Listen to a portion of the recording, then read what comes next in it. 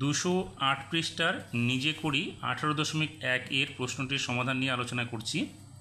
তার আগে উপরের দিকে দেখো 11 নম্বর প্রশ্নটা যেটা রয়েছে সেখানে বলেছে আমি 18, 25, 50, 72, 121, 108, 162 এর মধ্যে কোন সংখ্যা পূর্ণবর্গ ও কোন সংখ্যা পূর্ণবর্গ নয় খুঁজি।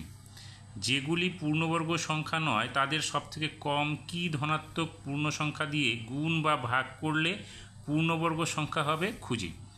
এখানে প্রথম সংখ্যাটা যেটা 18 রয়েছে, 18টাকে এখানে আলোচনা করেছে। দেখো 18-র এককের অঙ্ক 8, এটা হচ্ছে জোড় সংখ্যা। জোড় সংখ্যা থাকলে আমরা সবথেকে ক্ষুদ্রতম সংখ্যা মৌলিক সংখ্যা 2 দিয়ে ভাগ করব। তাহলে 2 দিয়ে 18কে ভাগ করলে এখানে 9 হবে। এবার 9 সংখ্যাটি হচ্ছে বিজোড় সংখ্যা। এবার ক্ষুদ্রতম বিজোড় মৌলিক সংখ্যা হচ্ছে 3, তাহলে এখানে আমরা 3 দিয়ে এটাকে ভাগ করছি, কারণ 2 দিয়ে আর ভাগ যাবে না, সেই জন্য এখানে 3 দিয়ে আমরা ভাগ করব। এবার 18কে আমরা লিখব 2 গুণ 3 গুণ 3 করে, তাহলে এখানে লেখা আছে। এবার দেখো 2 একটি সংখ্যা, সেই জন্য এখানে একটি লেখা আছে, আর 3 দুটো সংখ্যা রয়েছে, সেই জন্য 3-এর উপর স্কোয়ার করা আছে। এবার এক্ষেত্রে 18কে যদি আমরা মৌলিক উৎপাদকে বিশ্লেষণ করি তাহলে কি কি পেলাম, এখানে মৌলিক সংখ্যা পেলাম 2 আর 3, এই দুটো সংখ্যাই কিন্তু পেলাম। সেই জন্য এখানে লেখা আছে 18 এর মৌলিক উৎপাদক বিশ্লেষণে মৌলিক সংখ্যা পাচ্ছি কত, 2 ও 3। এবার এখানে 2 রয়েছে একটি এবং 3 সংখ্যা আছে 2টি। এক্ষেত্রে আমরা কি করব, এখানে লেখা আছে দেখো 18 এর, এবার একটি উপরের দিকে লেখা আছে যে আমরা দেখেছি কোনো সংখ্যার মৌলিক উৎপাদক সবকটি জোড় সংখ্যায় থাকলে সংখ্যাটি পূর্ণবর্গ সংখ্যা হয়। অর্থাৎ এখানে তো জোড় সংখ্যায় নেই একটি, 2 সংখ্যাটা, অতএব এটা কী হবে, পূর্ণবর্গ সংখ্যা। এখানে 18 এর মৌলিক উৎপাদকে বিশ্লেষণ করে 2 আছে দেখো বিজোড় সংখ্যক, আর 3 আছে জোড় সংখ্যক, তাই 18 পূর্ণবর্গ সংখ্যা নয়, কারণ একটি সংখ্যা থাকলে সেটা বিজোড় সংখ্যা হবে না, জোড় সংখ্যায় সবকটাই থাকতে হবে। তাহলে এখানে আমরা কি করব, এইটাকে পূর্ণবর্গ সংখ্যায় নিয়ে আসতে হলে যে সংখ্যাটা একা থাকবে হয় তাকে সেই সংখ্যা দিয়ে গুণ করব, অথবা সেই সংখ্যা দিয়ে তাকে ভাগ করব। অর্থাৎ এখানে 2 দিয়ে সংখ্যাটিকে ভাগ করব 18কে, অথবা 2 দিয়ে 18কে গুণ করব, তবেই কিন্তু সংখ্যাটি আবার পূর্ণবর্গ সংখ্যা হয়ে যাবে। তাই এখানে 18কে আমরা কি করব, 2 দিয়ে গুণ করলে বা ভাগ করলে পূর্ণবর্গ সংখ্যা পাব। এবার বাকি যে অঙ্কগুলো রয়েছে সেগুলো 25, দেখো 25কে 5 দিয়ে গুণ করলে 5 5 25 হবে, তার মানে 25 হবে পূর্ণবর্গ সংখ্যা। কিন্তু 50 সংখ্যাটা পূর্ণবর্গ সংখ্যা হবে না, কারণ কি, 50-এ দেখো 5 5 25, দুটো 5 পাবো আর একটা 2 পাবো, তার মানে 2 থাকবে, 2 দিয়ে ভাগ বা গুণ করলে এটা পূর্ণবর্গ সংখ্যা হবে।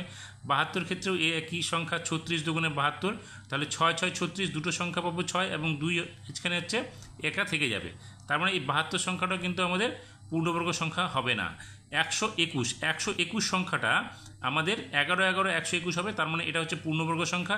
108 এবং 162 এই দুটো সংখ্যা আমরা একটু আলোচনা করছি। তাহলে 108 162 এখানে পেয়ে যাব, সেটা কোথায়, নিজে করি 18.1 মধ্যে দেখো 108, 64, 162 এবং 81 সংখ্যাগুলো রয়েছে। তাহলে এখানে আমি এক এক করে সংখ্যাগুলো নিয়ে আলোচনা করছি, এবং কোন সংখ্যাটা পূর্ণবর্গ সংখ্যা কোনটা পূর্ণবর্গ নয় সেটা আলোচনা করছি। এবং এখানে যে 3টে সংখ্যা বললাম সেটা 25, 50, 72 এবং 121, এই সংখ্যাগুলো নিয়ে একটু আলোচনা করছি। তাহলে প্রথম সংখ্যাটা নিচ্ছি আমরা কি, 108। 108কে আমরা প্রথমে কি করব, উৎপাদকে বিশ্লেষণ করব। এবার উৎপাদকে বিশ্লেষণ করতে গিয়ে আমরা এখানে দেখতে পাচ্ছি যে এককের যে অঙ্কটা সেটা হচ্ছে জোড় সংখ্যা, তাহলে আমরা দুবার দেবো। এখানে দুবার দিলে এখানে কি হচ্ছে, 5 দুগুণে 10, 4 অর্থাৎ 54 হবে। দুবার দিয়ে আবার ভাগ করলে এখানে কত হবে, 27 হবে। এখন 27 সংখ্যাটা বিজোড় সংখ্যা, আমরা 3 বার দেবো, 3 নং 27, এবার আবার আমরা 3 বার দেবো, 3 তিরিকে 9 হলো। তার মানে 108 সংখ্যাটাকে আমরা লিখব 2 গুণ 2 গুণ 3 গুণ 3 গুণ 3। এখানে দেখো 2 জোড়া সংখ্যা পেলাম, 3ও জোড়া সংখ্যা পেলাম, অর্থাৎ 2 এর স্কোয়ার গুণ 3 এর স্কোয়ার গুণ একা 3 পড়ে থাকলো। তার মানে যেহেতু এটা একা পড়ে থাকলো, অতএব 108 সংখ্যাটা পূর্ণবর্গ সংখ্যা নয়। তাহলে এখানে আমরা লিখব 108 সংখ্যাটি পূর্ণবর্গ সংখ্যা নয়, সংখ্যা নয়। এবার এটাকে পূর্ণবর্গ সংখ্যা করতে গেলে কি করতে হবে, 108 সংখ্যাটিকে যে একা থাকবে সেই সংখ্যাটা দিয়ে 3 দ্বারা গুণ বা ভাগ করলে কি হবে? পূর্ণবর্গ সংখ্যা হবে। তাহলে এখানে লিখব আমরা পূর্ণবর্গ সংখ্যা হবে। এরপরে রয়েছে 64 সংখ্যাটা। 64 সংখ্যাটা আমরা আবার এখানে উৎপাদকে বিশ্লেষণ করব। দেখো 64-র এককের ঘরের সংখ্যাটা 4, এটা জোড় সংখ্যা। তাহলে এখানে কী হবে? 32 দুগুণে 64, আবার আমরা 2 দিয়ে ভাগ করতে পারবো। তাহলে এখানে হবে 16, 2 দিয়ে ভাগ করলে এটা কত হবে? 8, 2 দিয়ে ভাগ করলে এখানে হবে 4, 2 দিয়ে ভাগ করলে 2। তার মানে 1 2 3 4 5 6, তার মানে 2 গুণ 2 গুণ 2 গুণ 2, 4টে হলো, আরও 2টো লাগবে। তাহলে দেখো জোড়া জোড়া পেয়ে গেলাম। তার মানে 2-এর স্কোয়ার 2-এর স্কোয়ার 2-এর স্কোয়ার। দেখো এখানে কিন্তু সিঙ্গেল বা একা কেউ পড়ে নেই। অতএব 64 সংখ্যাটি কি? আমাদের পূর্ণবর্গ সংখ্যা। তাহলে 64 সংখ্যাটি পূর্ণবর্গ সংখ্যা। তারপরে রয়েছে 162। দেখো 162 সংখ্যাটাকে যদি আমরা উৎপাদকে বিশ্লেষণ করি, এখানে জোড় সংখ্যা হচ্ছে এককের ঘরের সংখ্যা, তার মানে 2 দিয়ে দিতে পারবো। 8 দুগুণে 16, 2 একে 2। এখানে 81 বিজোড় সংখ্যা হয়ে গেল, 3 বার দেবো। 27, এখানে 3 বার দেবো, এখানে হবে 9, আবার 3 বার দেবো, এখানে হবে 3। তার মানে আমরা পাচ্ছি কি? 1টা 2 এবং 4টে 3, 1 2 3 এবং 4।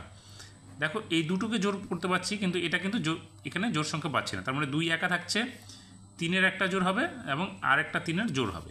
তার মানে যেহেতু এখানে একা রয়েছে, সেই জন্য 162 সংখ্যাটা পূর্ণবর্গ সংখ্যা হতে পারছে না। তাহলে এখানে আমরা লিখব 162 সংখ্যাটি পূর্ণবর্গ সংখ্যা নয়। এবার এটাকে পূর্ণবর্গ সংখ্যা করতে গেলে কি করতে হবে? আমাদের লিখতে হবে 162কে 2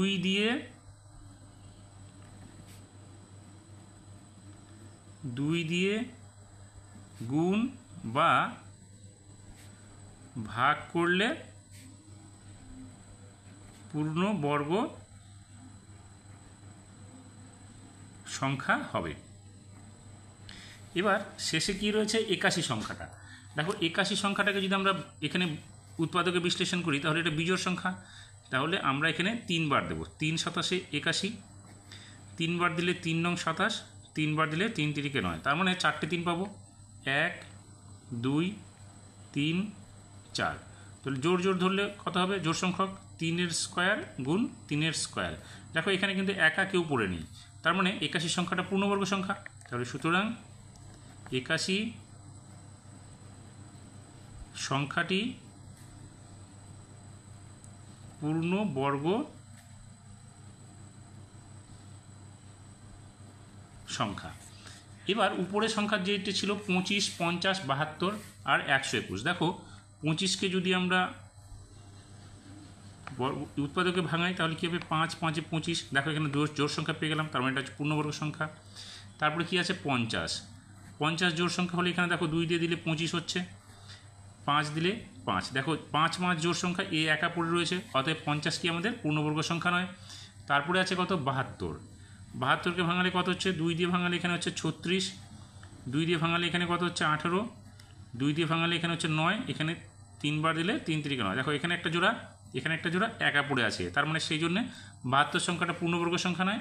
এবং সবশেষে যেটা বলেছিলাম 121, একে কিন্তু আমরা 11 দিয়ে ভাগ করতে পারবো। তার মানে দেখো 11 জোড় সংখ্যা পেলাম, অতএব 121 সংখ্যাটি আমাদের পূর্ণবর্গ সংখ্যা হলো। আর ছিল কত? 108 এবং 162। আমরা এখানে 108 এবং 162 সংখ্যাটা দেখিয়েছি।